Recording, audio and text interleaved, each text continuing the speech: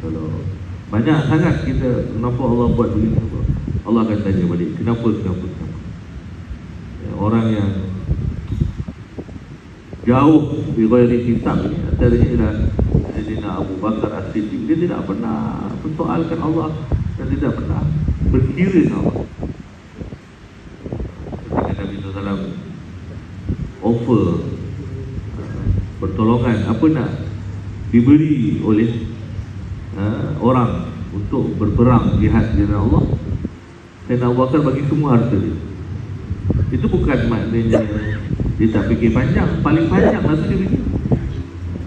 Kemudian Nabi SAW bagi tahu kepada sahabat macam mana cara Sayyidina Abu Bakar fikir. Bukan buat benda tak fikir.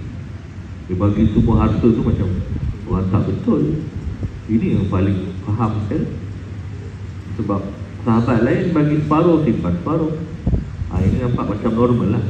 Tapi kalau bagi semua, untuk mengelakkan orang salah faham, ini macam mana dia fikir. Nabi kata, apa yang kau tinggalkan untuk anak isteri kau? Tinggalkan Allah dan Rasul. Kalau bagi aku, bagi kepada Allah dan Rasul, yang akan bersama dengan aku pun Allah dan Rasul. Kaman kana hijratuhu ila Allah wa Rasulih, fa hijratuhu ila Allah wa Rasul. Siapa yang hijrahnya kerana Allah dan Rasul, akhirnya dia sampai kepada Allah dan Rasul. Siapa yang bagi kepada Allah dan Rasul, akhirnya dia bersama dengan Allah dan Rasul. Maka orang ini tak berkira dengan Allah, maka dia dikalahkan orang-orang yang berghairi hisab. Tidak dihisab oleh Allah Subhanahu. Ya?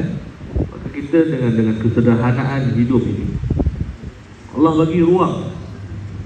Pertama, untuk mengangkat darjat kita dengan muslimah.